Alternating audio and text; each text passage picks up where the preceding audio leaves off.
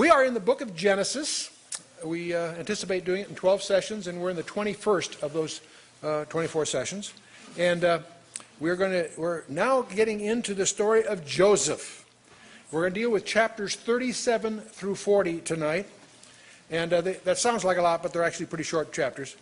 And we've been, of course, in the book of Genesis. Part 1, we went through 14 sessions for that portion of the book of Genesis that some people call prehistory, the first 11 chapters.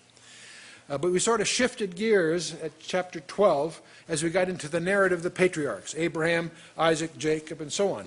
You'll probably notice as we go from session 20 through 21, we're going to shift gears again. We're going to have what really should be a shooting script. I mean, it's just an incredible drama, story of Joseph. In any of several different dimensions, it's just a captivating narrative. And it has many aspects to it. First of all, it's just an enjoyable story. A story of betrayal, and then the ousted brother becomes the prime minister of the world, and so forth. And all of this accomplishes God's purpose in an amazing way. But it's also an exciting narrative. I'm going to give you a test, in a sense, not a written one, but you should give yourself a written test, because it will become obvious as you embrace the story of Joseph that there are peculiar parallels.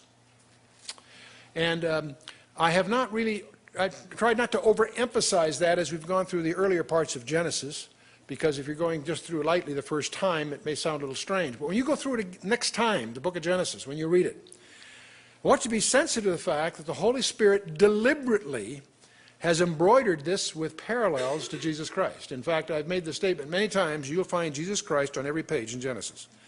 The amazing thing about Genesis isn't the creation, all that. That's fun, sure, but is that you'll find analogies, types, figures of speech that point to the Messiah on every page. That's really what it's all about. In the story of Joseph, if you're taking notes, I'm going to give you a challenge. In addition to the normal notes you might be taking on another place, start making a list of the parallels between Joseph and Jesus Christ. Arthur W. Pink lists over 100. And you may say, well, that's going a little too far, and maybe it is, but you'll discover, I'll highlight a few of those. I won't do too many because it can distract the mainstream of the study. But also, I'll mention a few to give you the flavor of it. And it's amazing. The more you see, the more you will see. At first it sounds strange until you start looking for them. When you start looking for them, some of them are quite astonishing. But we spent 2 sessions on Abraham, 2 sessions on Isaac, and 2 sessions on Jacob. We're going to spend 3 on Joseph. And that will leave us the one to handle the prophetic announcements of Jacob to the 12 tribes at the end of the book. And it'll be the last session will be a wrap-up in many ways. And so we are going to go to chapter 37. This is the famous chapter of where this young Joseph has these dreams that become prophetic. They become prophetic not only for the family, they become prophetic for you and me, because without one of those dreams you will not understand Revelation 12. It astonishes me to see how many commentaries in the book of Revelation totally miss the implication of chapter 12 because they haven't read chapter 37. Because Jacob himself interprets chapter 12 of Revelation for you. I'll show you when we get there. Then we'll talk about this bizarre episode in Genesis 38. In fact, many commentaries sort of treat it like something that's been inserted here, because it's out of the pace of Joseph. He has his dreams, he gets betrayed, sent to Egypt. You know all that story, that's forthcoming. Here's this bizarre chapter where Judah has this tragic mess with his daughter-in-law. But you're going to be startled with the implications of that. Why is it here? For lots of reasons, some of which may surprise you. And then, of course, you know the story. Joseph gets betrayed by his brothers and gets imprisoned in Egypt, and we'll leave him there until next session, where it all gets kind of exciting. But chapter 37. And Jacob dwelt in the land wherein his father was a stranger, in the land of Canaan. I might mention, speaking of Jacob, because we're going to shift now talking about Joseph, but before I leave Jacob, last time we talked about Jacob wrestling, and there were many comments afterwards as we were having a little coffee afterwards. I may not have emphasized that. Some people think that, well, that wrestling was maybe spiritual or a vision or just a bad dream or something. And there are even commentators that take that view. Wait a minute, guys. Dreams don't get your hips dislocated. He was physically wrestling. And so I don't want to revisit all of that, but I just want to underscore for your notes to go back and look at that. That is a very, very interesting, strange thing. But in any case, we're going to see that Jacob here is dwelling in the land wherein his father was a stranger, in the land of Canaan. And he had no chiefs. He had his 11 sons. But he's a sojourner. He's a stranger in this land. And it's a secular, worldly greatness usually comes more swiftly than spiritual greatness. It took Jacob quite a time to really get his act together. That's what that wrestling episode really is, in some sense, a peak of. But we now find that here are the generations in verse 2 of Jacob. Joseph being 17 years old. Let's remember he is 17 at the time that we're going to see these young events. He's young, and yet in their culture that's almost not fully grown but close. Anyway, Joseph being 17 years old and was feeding the flock with his brethren. And the Hebrew implies oversight or superintendence is implied. And he's apparently the post of it as a chief shepherd. May either be because he was favored by Jacob, because he was the son of his favored wife. You understand there's sort of three levels. There are the sons of the concubines. They're always subordinate to Leah and Rachel. But even among the direct sons of Leah and Rachel, Rachel's sons were more dear to Jacob because he loved Rachel so intensely. So that may be one of the reasons. But also, this guy was, some people call him a tattletale, but he was very candid in reporting to the father the sins of the sons of the concubines. I get the impression that they were all a pretty bad bunch, but the sons of the concubines were particularly sort of considered outsiders by the others. You can get the feeling of it. So the lad was with the sons of Bilhah and with the sons of Zilpah, the father's wives. And Joseph brought unto his father their evil report. Now it's cause and effect here. You can say, well, he brought the report because he was put in charge by Jacob. That's apparently true. And the flip side is also that's maybe one reason he's in charge, because he was candid, let Jacob know what the score really was. So a lot of presentations of Jacob make him quite a tattletale. You do get the impression from the subsequent verses that he was pretty ingenuous. He's pretty naive about the way he said things. He didn't allow for the reactions of the people to study, as you'll see in a minute. Anyway, get to verse 3. Now Israel, that is Jacob, loved Joseph more than all his children because he was the son of his old age, and he made him a coat of many colors. This is a translational problem that no one has really quite resolved. You'll never separate the myths of the coat of many colors from the reality, so I'm not going to badger this too much, but the word in the Hebrew that implies it was of many colors is very enigmatic. Some scholars feel it was a patchwork of many colored cloths, because the dye technology was not where we're used to it today. It's not like you have a coat of many colors by other cleverness or things. So the implication would be it was a patchwork of many, many colored cloths. That's many people think that, and clearly the intent here, it's richly ornamented. But it also turns out that the term can also mean a coat with sleeves. Most of the tunics did not have sleeves, and it was a coat with sleeves. And so, strangely enough, the main point, though, is that if he had a long-sleeved robe, the intent was that whatever it was special, it was unique, it was distinctive. And it's interesting that Jacob was probably highlighting the fact that it would be through that son that the divine blessings would flow. And that's true. But that very robe was destined to be covered with blood to speak of Joseph's apparent death later. And there's an irony brewing here, because Jacob cheated his father with a similar stunt. So there's an irony here brewing. I won't leave it for a punchline. I want you to sense it as it comes, you see. But anyway, so we have this famous coat of many colors. And whether it's many colors or long-sleeved or whatever, clearly it's highly ornamented and a very key thing, and clearly indicates that Jacob favored him above all the rest.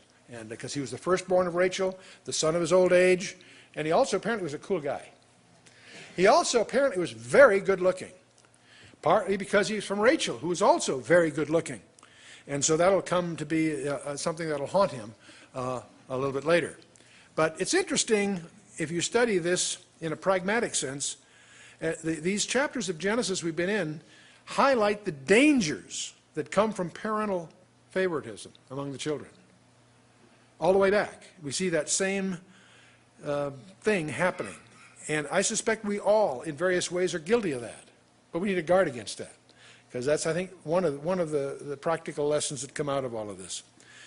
But anyway, getting to verse 4, when his brethren saw that their father loved him more than all his brethren, that's something, you can't keep a secret. It shows up. The kids know that. They see it even when it's not there. They hated him and could not speak peaceably unto him. Okay, that's the background. Now we have this first of two episodes. Joseph dreamed a dream. Okay, you can't help that. But then he ingenuously told his brothers, hey, guess what dream I had last night, guys? Joseph dreamed a dream, and he told it his brethren, and they hated him yet the more. You want to understand why? Listen to the dream. He said to them, hear, I pray you, this dream which I have dreamed. Okay? And by the way, I should mention something else. It's interesting through the Scripture how God uses dreams. That doesn't mean some dream you have is necessarily from God. Don't carry this too far. But at the same time, it's clear that God did use that mechanism several times. And he usually did it in the land of the pagans. And he announced to Abraham in a dream that the Egyptian bondage was going to take place back in chapter 15, you may recall. He promised his protection to Jacob in his sojourn with Laban in chapter 28 and so forth. And now we're going to see a couple of dreams in which it's going to lay out the future of Israel in the world. So he says, for behold, we were binding sheaves in the field. That's in this dream. They're binding sheaves in the field. And lo, my sheaf arose and also stood upright.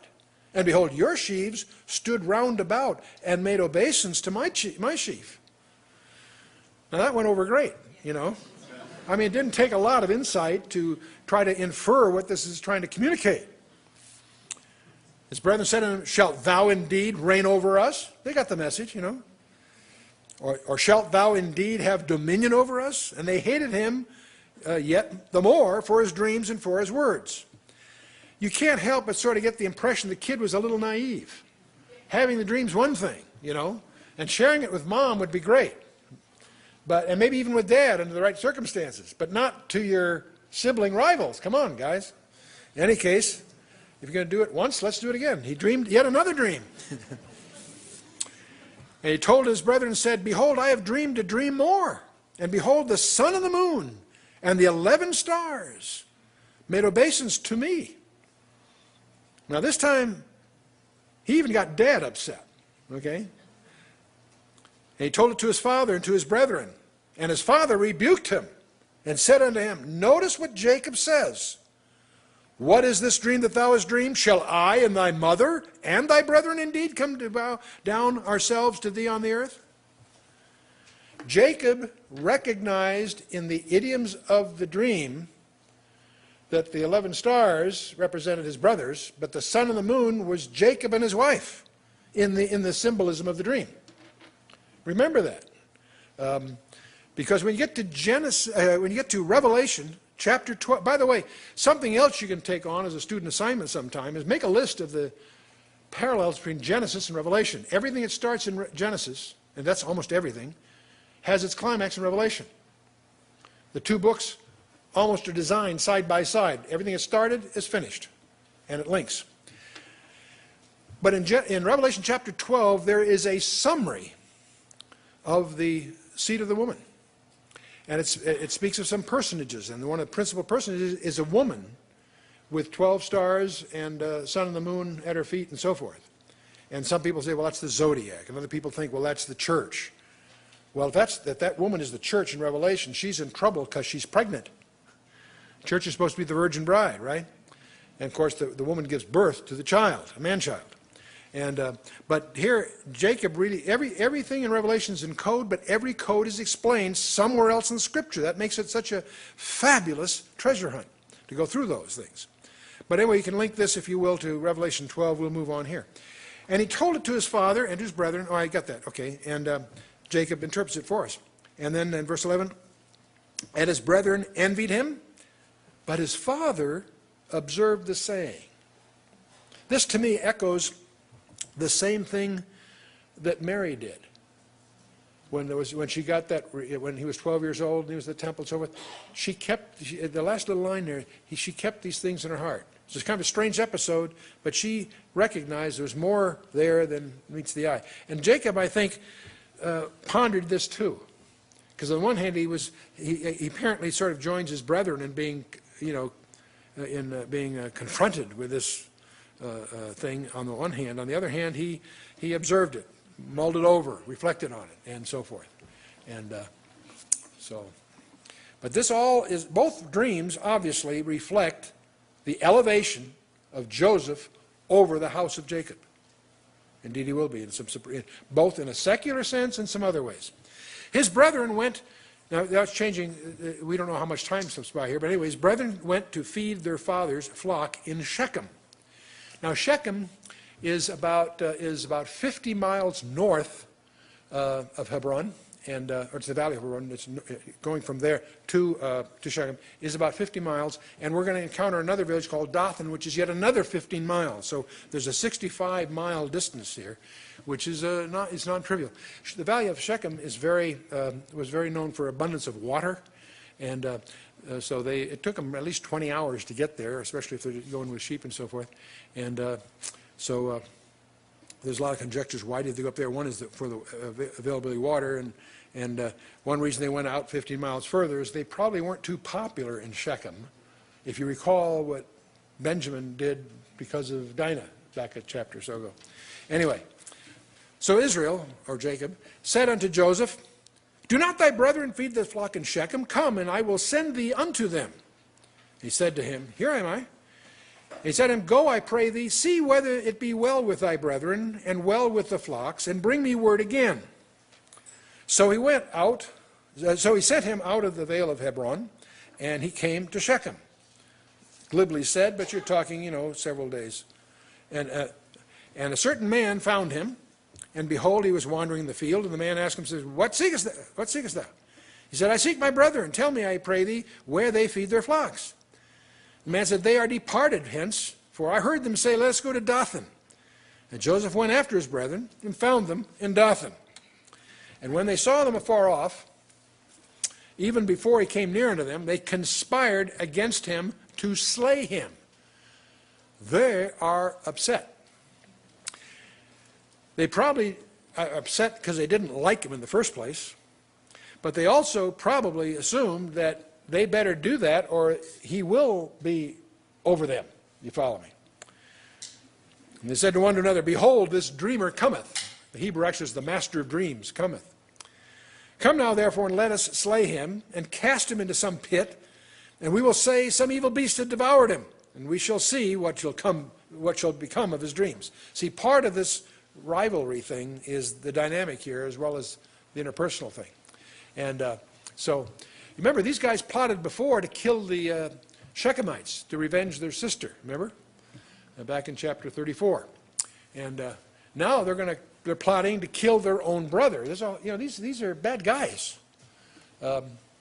It's interesting, in John's first epistle, 1 John chapter 3, it makes reference to this. It says, speaking of not as Cain, who was of that wicked one, and slew his brother, and wherefore slew he him? Because his own works were evil, and his brother's righteous. Marvel not, my brethren, if the world hate you, is John's point. We should not be surprised that the world hates us, for lots of reasons, and some of them in parallel to the situation here, some not. But in any case, so they're considered rivals. Now Reuben, who is the eldest, he heard it, and he delivered them out of their hands. He said, "Let us not kill him." Reuben's going to suggest this business. Well, let's go on and just read the next verse. And Reuben said to them, "Shed no blood, but cast him into this pit, that is in the wilderness, and lay no hand upon him, that he might rid him out of their hands to deliver him to his father again. In other words, Reuben is suggesting, instead of killing him, let's just throw him in this pit. And what's implied here is that Reuben figured he could sneak back later and get him and send him home, save his life. So that's to his credit, at least, that that was his concept. And so this pit, by the way, was probably an empty cistern. You figure just a pit, you can figure he could climb out. No, a cistern is probably like what it was. The land is replete with cisterns because water is so precious, and so when it did rain, they got a cistern. Here's a cistern that is dry that they threw him into. And it came to pass, when Joseph was come unto his brethren, that they stripped Joseph out of his coat of many colors that was on him. They took him and cast him into a pit, and the pit was empty. There was no water in it. So they took his fancy tunic, and they're going to use that as a mechanism to convince the father he's been killed. And they have him in this pit. They sat down to eat bread. They lifted up their eyes and looked, and behold, a company of Ishmaelites came from Gilead with their camels bearing spicery and balm and myrrh, and going to carry it down to Egypt. These people are called Midianites in chapter 37 and verse 28, and they're called Midianites. That's another parallel. They're both sons of Keturah, of Abraham, in verse 36. So it's apparently a traveling caravan of both Midianites and Midianites, which are not sons of Ishmael, by the way. But the term Ishmaelite tends to be a catch-all for these other, these descendants of both Hagar and Keturah. Understand? So just because they call them Ishmaelites doesn't mean they're sons of Ishmael. People get confused by that. That's a label. It's sort of a collective. It's used that way in the Scripture. Because Ishmaelites technically were descendants of Hagar from chapter 16, you may recall. And the Midianites were from Keturah in chapter 37 and also in 25. So it's a general designation. And so, by the way, if you are at Dothan, it's very easy to see. You could actually see in the distance. You can see you could see them on the plain, because it crosses from the Jordan across to the south, on the south side of the mountain Gilboa. So this all fits the topography. And they were with spice. Let's see, they were bearing spicery and balm and myrrh. Those were elements that spicery came from India, and balm from Gilead, the balm of Gilead from the balsam tree, and of course myrrh was a spice that gave its fragrance by crushing. These all three were in great demand in Egypt because of why? Anyone know? Good for you. Yes, they're used for embalming, and that's a major industry in Egypt. So it's interesting that's anyway part of the background here. Anyway, they say, "Come, let us sell him to the Ishmaelites, and let not our hand be upon him, for he is our own brother in our flesh." And his brethren were content. You know, we're not going to kill him. We'll sell him into slavery, because after all, he's our brother. You know, I'm sorry. I'm not trying to demean that, because it certainly is less, than actually taking his life, and yet, anyway, speaks for itself. Then there passed by Midianites, merchantmen, and they drew and lifted up Joseph out of the pit and sold Joseph to the Ishmaelites for 20 pieces of silver. And they brought Joseph into Egypt. And now this is, obviously you can begin to see a couple of things here. Here's Joseph. He's got a robe that people are after. That's exactly, remember Jesus on the cross, they cast lots for his vesture. Here he is betrayed by his brothers. He came into his own received him not, and so on.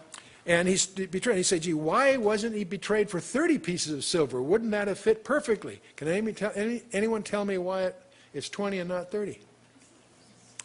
Colossians tells you that in Jesus he'll be preeminent in all things. Okay, so I'll just use that as my refuge, as Colossians 1:18. But in any case, so he actually gets sold into slavery. Now Reuben, in the meantime, he apparently was away, because Reuben returns to the pit, and behold, Joseph was not in the pit, and he tore his clothes. He was really upset, because Reuben apparently had his heart set on being able to deliver the kid back home. And he returned to his brethren and said, "The child is not, and I, whither shall I go?" And they took Joseph's coat and killed a kid of the goats, and dipped the coat in blood.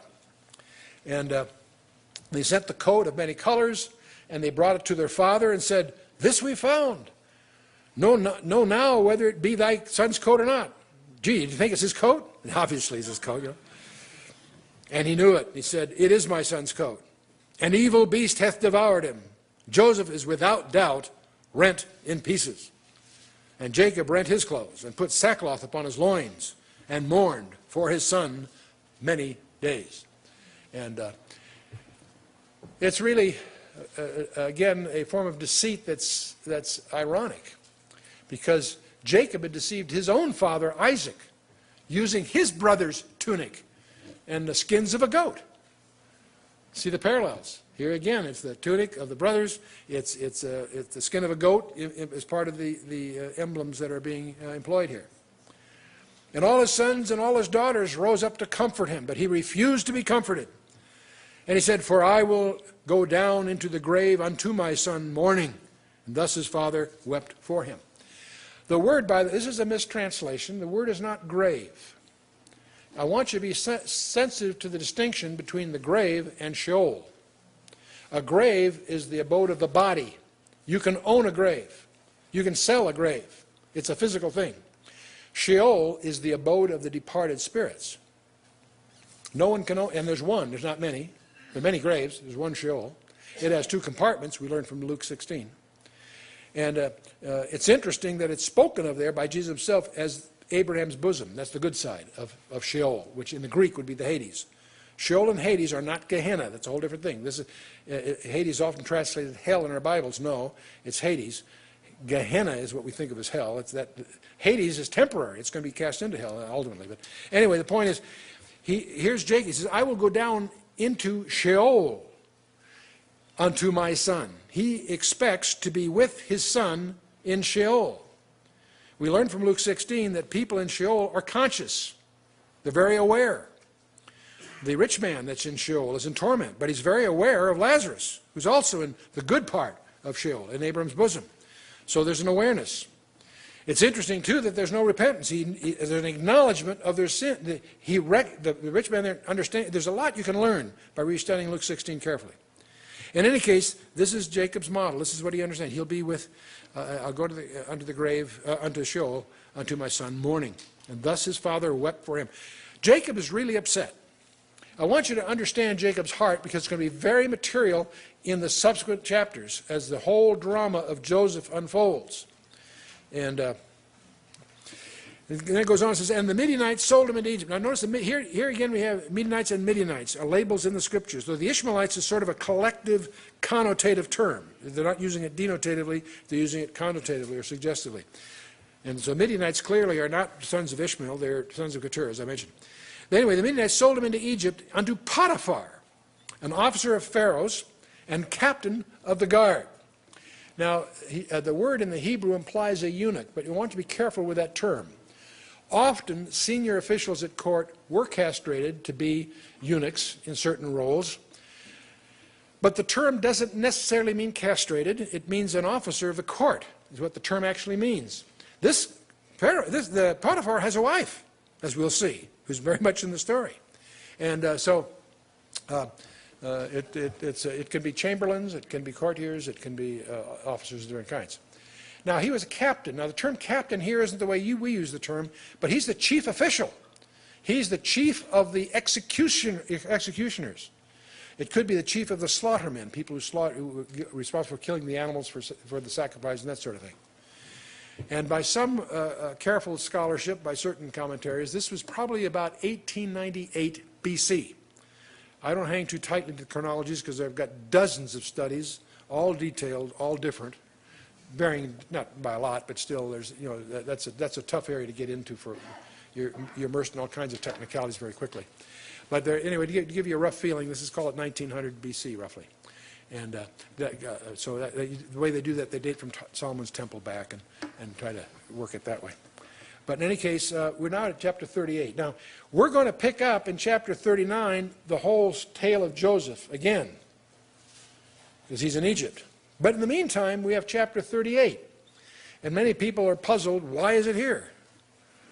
Well, I never use the word why in the scripture together too much because that's God's purpose, but there's certainly there's a strange event that occurs with Judah and Tamar. Not only is it a strange event, but it turns out to be very important for your perspective of the whole Bible. It's not just a little sordid tale. It has some other implications, so let's jump into it. It came to pass at that time that Judah went down from his brethren and turned in to a certain Adullamite whose name was Hira. Now this is a pagan friend of his. He's an Adullamite, but he's a good buddy of Judah here. And Judah saw there a daughter of a certain Canaanite whose name was Shua. And he took her and went in unto her. So in other words, he took a Canaanite wife. That's his first mistake. They weren't supposed to do that, but you can tell they weren't, walking by the word. These brothers, the sons of Jacob, are an unruly bunch, as you've already seen by their conduct. Anyway, he takes a Canaanite, a pagan wife, named was Shua, and he took her and went in to her, and she conceived and bare a son, and called his name Er. And that's what he does. He errs. She conceived again and bare a son, and called his name Onan. And she again conceived and bare a son, and called his name Shelah. So now he's got 3 sons by this pagan wife. And he was at Chezib when she bare him. And Judah took a wife for his firstborn, whose name was Tamar. So is his son. So Tamar is his daughter-in-law. Okay? But verse 7 tells us that Judah's firstborn, was wicked in the sight of the Lord, and the Lord slew him. We have no idea what it was that he did wrong, and we have no idea how he died specifically. But what we need to know is what's here, that he was wicked and God took him. So is out of the picture, which gives rise to the rest of the tale. And Judah said to Onan, go in unto thy brother's wife and marry her and raise up seed to thy brother. This is an allusion to what's called levirate marriage. We'll talk about that in a minute because it was the practice in these days, but it also gets codified in the Torah under Moses later. This is Genesis. That happens in Deuteronomy 25. Okay? But the idea was that when you had a situation like this where the husband died without issue, that there'd be no inheritance. So the brother of the dead didn't have the obligation. He wasn't rigid, but his responsibility was to take her to wife, raise up seed to the dead son. This turns out to be very important in a number of places in the Scripture. You need to understand levirate marriage. It doesn't come from the word Levi. It comes from the Latin. The word levirate marriage comes from the Latin, which means the husband's brother. That's what the term comes from, strangely. Anyway, so what Judah, the father, says to his second son here, he says to Onan, take her and raise up seed. And Onan knew that the seed should not be his. It came to pass when he went in unto his brother's wife that he spilled it on the ground, lest that he should give seed to his brother. So he took advantage of the social custom to satisfy his lust. But he made sure that he spilled his seed on the ground so there would be no issue, which is bizarre in the sense that if you're going to do it, okay, let her have the kid. I mean, that's her thing. But see, he didn't want to do that. He didn't want to, so he spilled it on the ground. So this thing, of course, displeased the Lord. So wherefore he slew him also. Big mistake, Onan. Shouldn't have done that. So levirate marriage. As I say, it comes from levir, husband's brother in Latin. It's codified in the Torah in Deuteronomy 25. The reason I want you to really be aware of this, it's very important when you get to the book of Ruth. Because the book of Ruth is a fabulous little tiny 4-chapter book that's probably the most important book in the Old Testament for the church. Strangely enough, that may sound like a contradiction in terms, that the church was hidden. The fact that Gentiles be saved is not hidden in the Old Testament, but the mystical church was hidden in the Old Testament. Paul, in Ephesians 3, has the privilege of revealing that to us. And Jesus makes allusions to it in a strange way in Matthew 13. But in any case, the book of Ruth turns out to be just a gem. But part of the whole drama in the book of Ruth is the role of the kinsman redeemer, in the Hebrew, the Goel. And the kinsman redeemer in Ruth from chapters 1, just a little 4-chapter book. And you will not understand Revelation chapter 5 unless you understand the book of Ruth. So it's an essential part of your homework background to really get into that. But let's get back to Genesis 38. So then Meanwhile, understand Judah's predicament. He's lost 2 of his 3 sons. Okay? So he's not too excited about this whole program. He said, then said Judah to Tamar's daughter-in-law, remain a widow at thy father's house, till Shelah my son be grown. He apparently was very young. For he said, lest peradventure he die also, as his brethren did. So she's supposed to hang around until the younger boy is old enough to marry. That's the idea, I guess. It gets worse. Tamar went and dwelt in her father's house. And in the process of time, the daughter of Shua, Judah's wife, died. And Judah was comforted, and he went up to his sheep shearers to Timnath, he and his friend Hira, the Adullamite. So, okay, Judah's now without a wife, and one of the things, don't misunderstand my recording this, I'm not condoning it, but one of the things he indulged in was to resort to what was a religious prostitute. We're talking pagans here. And so they're up sheep shearing. Now the sheep shearing thing was a party. The sheep shearing season, which usually occurs at the end of March, it's spent with more than the usual hilarity and feasting, and the wealthiest masters threw big banquets. So when it says going up to the sheep shearers, yes, they did work, but it was also party time. And he's up there with his buddy, Hira, up near Timnath, which is in the mountains of Judea. Now, when they're up there, it's told to Tamar, by the way, they're up there having this party.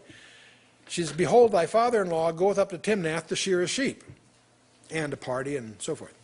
And she put her widow's garments off from her, covered herself with a veil, and wrapped herself and sat in an open place, which is by the way to Timnath, for she saw that Shelah was grown, and she was not given unto him to wife. That should almost be put first. In other words, she's been waiting around for Shelah to grow up. He's now grown up, and she's aware of the fact that he hasn't been given to her to wife.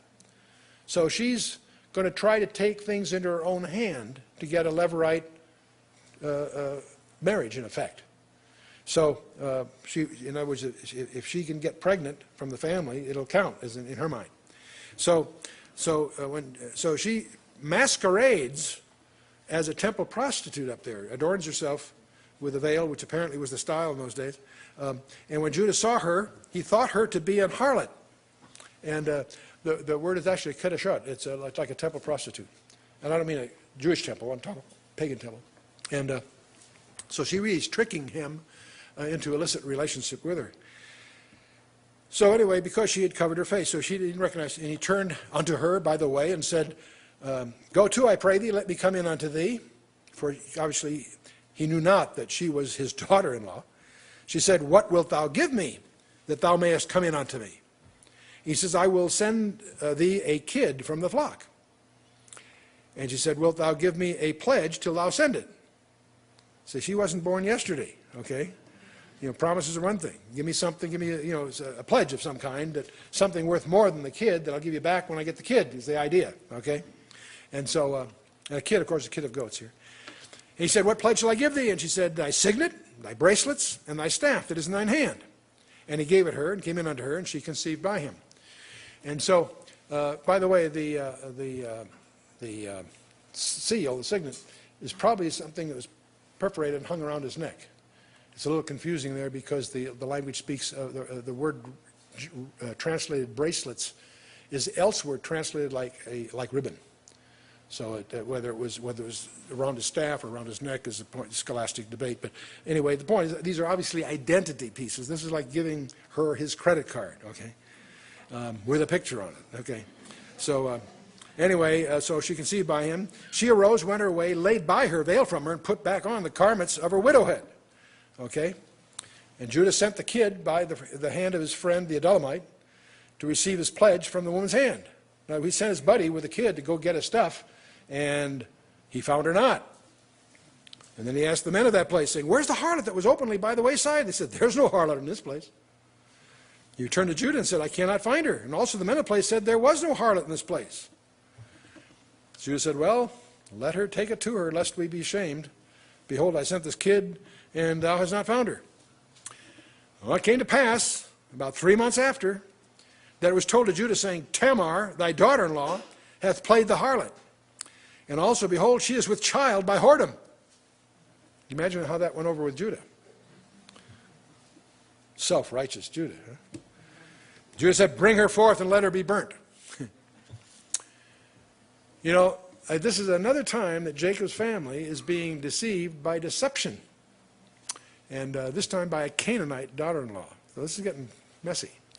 Now you may say, I know when I first saw this burnt thing, I was sort of surprised, did a little homework. I find that the crime of adultery was anciently punished in many places by burning. You find it in Leviticus 21, verse 9, Judges 15, verse 6, and Jeremiah 29:22, just to give you a few examples. Two of those three are pagan situations, but the point is apparently that was a practice. Clearly, adultery and so forth was a capital crime in Israel, but it was also punished even in the pagan places on occasion, and it was done by burning in those cases. Anyway, she's brought forth. She sent to her father and saying, by the man whose these are, I am with child. Can you visualize this scene? Can you visualize the self-righteous father-in-law ready to commit her to death for this act?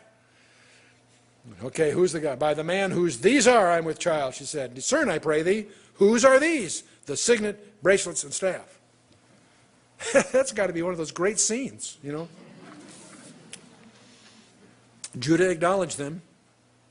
And I want you to notice his perception here. He said, she hath been more righteous than I. He recognized the situation as he realized it was her, that he'd been tricked. He recognized it was his fault, not hers. Because that I gave her not to Shelah my son. And he knew her again no more. Obviously, he didn't continue with her, but he did acknowledge her, in effect gave her stature, and that the two sons turn out to be very important to us, surprisingly important to us. It came to pass in the time of her travail that, behold, twins were in her womb. Don't confuse these two twins with, the Esau, Jacob, the other twins before. They're far more important. But here, we do have twins again. Something very strange happens here. It came to pass when she travailed that the one put out his hand, and the midwife took and bound his hand with a scarlet thread, saying, this came out first. That may strike us as strange. Here you got a midwife, she's giving birth, a hand comes out. It was very important to them legally who's firstborn. Because the firstborn gets double inheritance, gets all kinds of, the firstborn is a title. That word doesn't just mean that he's firstborn, it's a title. Jesus Christ is spoken as the firstborn of creation. That doesn't mean he was created. That doesn't mean he was the first of many. It's a title of stature, of preeminence. Anyway, this one came out first in the next verse. And it came to pass, as he drew back his hand, that behold, his brother came out. And she said, how hast thou broken forth? This breach be upon thee. Therefore his name is called Pharez, or Perez, which means breach. So it's very strange. The first one really out was the second in the line, so to speak. And there again, you've got some interesting issues here. See, by man's reckoning, the first one would be senior. By God's reckoning, the second one will turn out to be more relevant. You'll see in a minute. And afterward came out his brother that had the scarlet thread upon his hand, and his name was called Zara. And so there we are. Now, it's interesting that all the way through this narrative, we have playing out some of these oracles that we've heard about before. You may recall that the line of Judah continued. You'll discover the line of Judah continued because of her and these kids. See, the line of Judah had to prevail over all the others. Judah's sons are a zero. See, so this strange enough will be out of Judah himself and his daughter-in-law. He said, boy, this is pretty weird. But because the offspring will end up ruling over the whole house of Israel.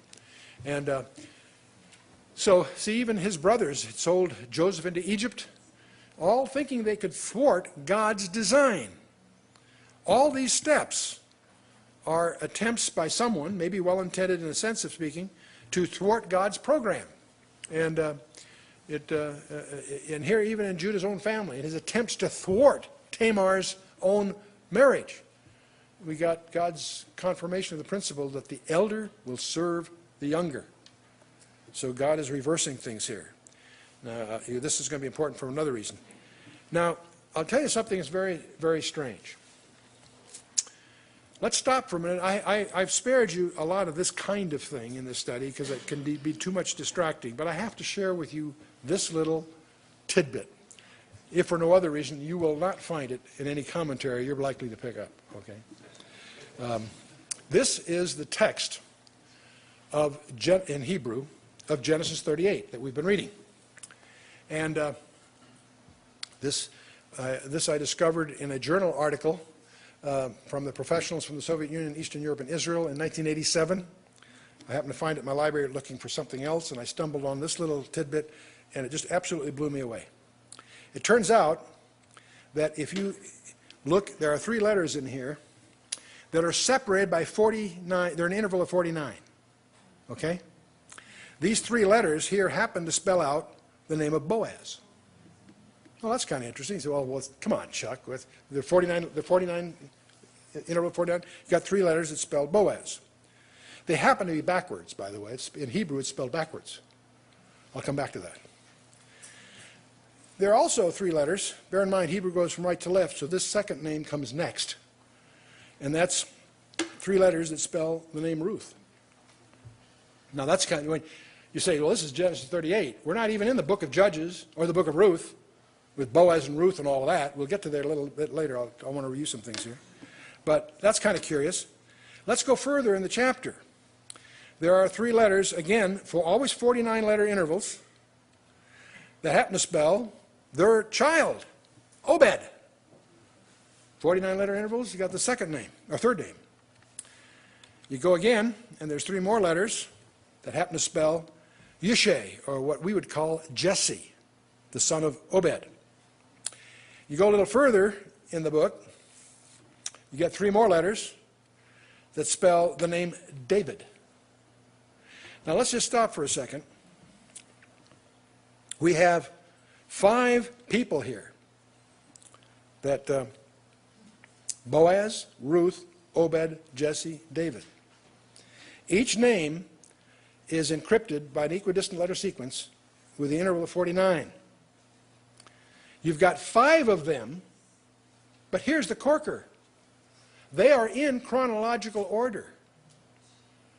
You're looking at the family tree from Boaz down to David.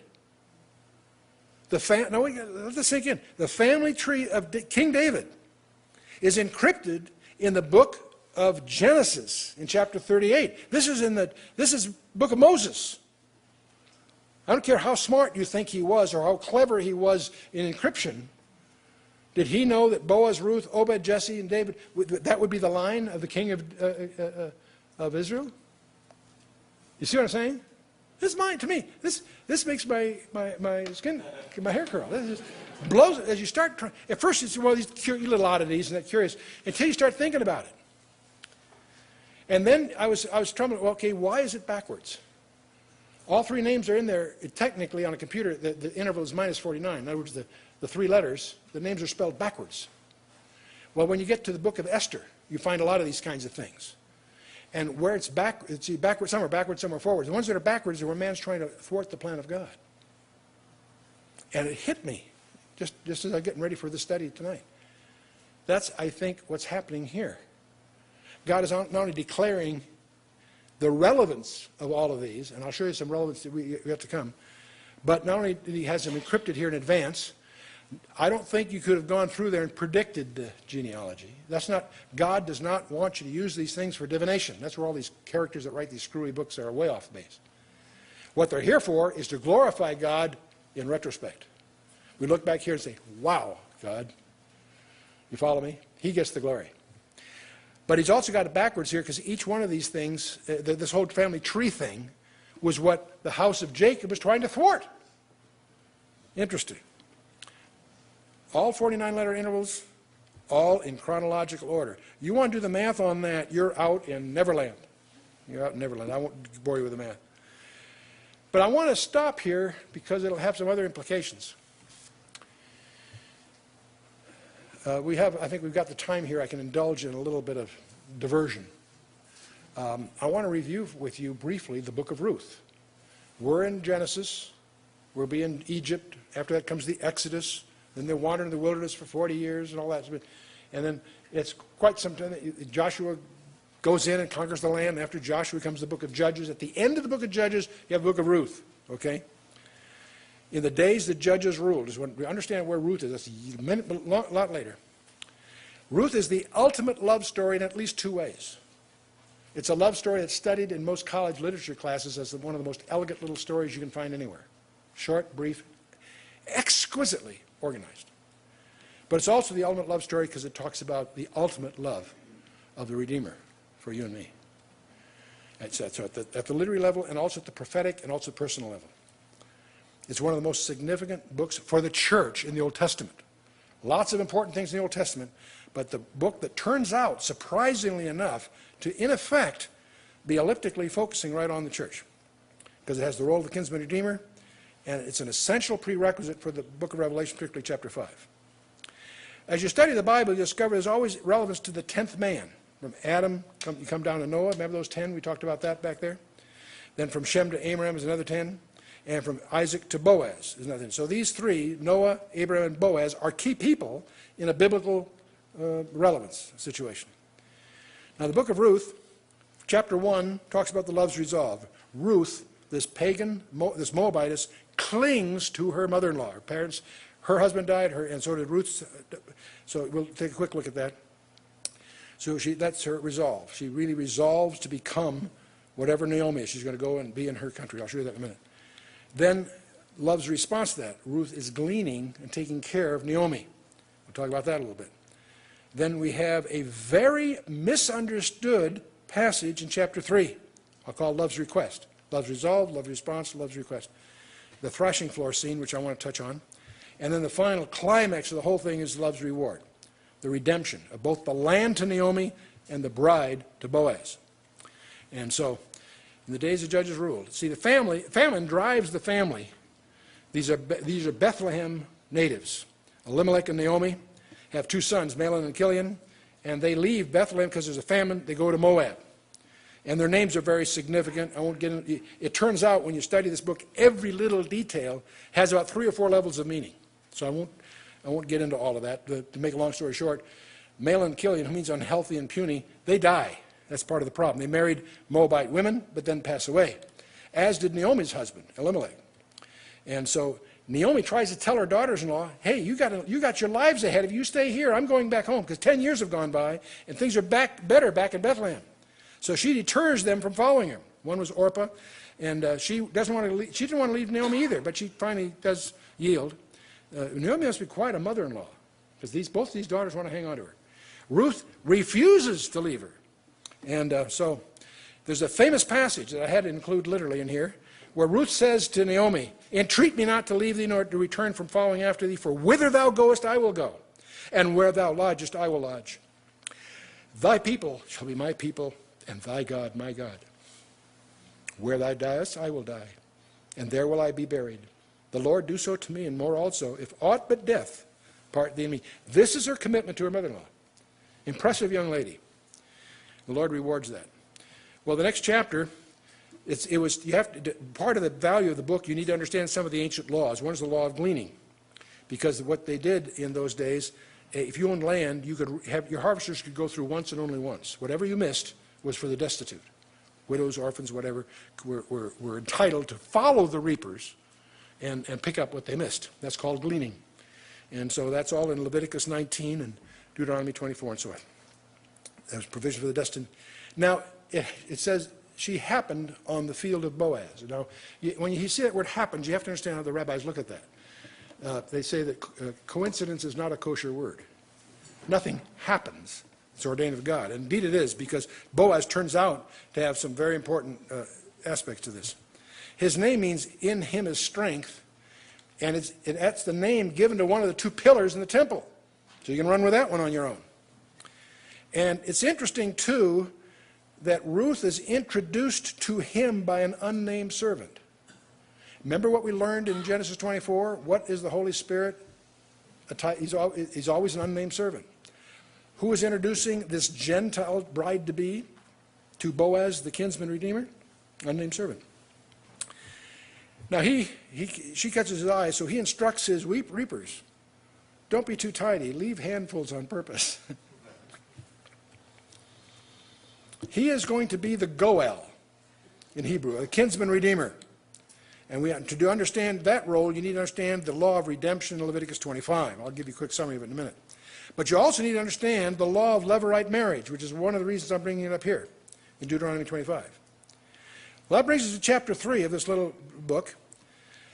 When she comes back from this field, Naomi recognizes she's got more than is reasonable. She smells a rat. Something's going on here. She realizes that when she tells him that she happens on this field of Boaz, Naomi, she doesn't understand, but Naomi does, that he's a kinsman. So she's got an opportunity here.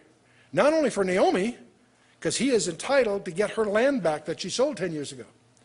But Naomi also recognizes that Ruth has the opportunity to impose on him the law of levirate marriage because he's a near kin. He's not the next of kin, but he's a near kin. So she recognized, so Ruth wouldn't understand all this. Naomi explains this to her. For the redemption of her land and for a whole new life for Ruth. This is what's at stake here. So Naomi, instructs Ruth on what to do. And so Ruth, the scene, that sets up the scene where it's the thrashing floor. And again, it's one of these places they all work hard, but then night's a big party, and after the party they all sleep. But the way they did the thrashing floor, it was typically a saddleback place where there's a prevailing breeze. And they would thrash the grain, and the grain, being heavier, would fall short. The chaff would fall further down. The wind would carry it further. So if you did this right, you ended up with two piles. The close pile you bagged for market. The further pile you burned to keep away the vermin. And after that was all over, what you did, you had a big party. But the owners, the top guys, would arrange their sleep near the grain to prevent theft and so forth. But it was sort of a camp out kind of thing. So it came to pass at midnight. She's doing exactly what Naomi told her to do. That the man is asleep. She was supposed to watch where he sleeps, and when it was dark and no one's around, Ruth was supposed to crawl up next to him and just sleep at his feet. Well, it came past at midnight. The man was afraid, turned himself, and behold, a woman lay at his feet. He was shook. He said, "Who art thou?" And she answered, "I am Ruth, thine handmaid. Spread therefore thy skirt over thy handmaid, for thou art a near kinsman." Verse 9 is misunderstood by most people because it sounds like she's propositioning him for a sleepover. No, that's not what's going on here. You have to understand the background. She's asking for much more than a one-night stand. The rank of a person in those days was in the hem of his garment. That's just like we have stripes on a sleeve. They had a hem. Their rank was on the hem. That's why David cut off the genealogy of Saul on his robe and so forth. You have to understand the skirt was emblematic of the authority. God speaks of spreading his skirt over Israel, putting his protection, his authority over. You see, you follow that term. There's a whole. You can do a whole study on hems throughout the Scripture. When the woman with the issue of blood, she wanted to touch the hem of his garment. Why the hem? Because that was in her mind the symbol of his authority. Anyway, what she's asking him to do is take her to wife to raise up kin. And the following verses make that clear because he realizes he's flattered. He's not going to copulate with her. Quite the contrary. This is a whole different thing. And at this point, you see this great plot unfolding because here's this handsome landowner. Here's your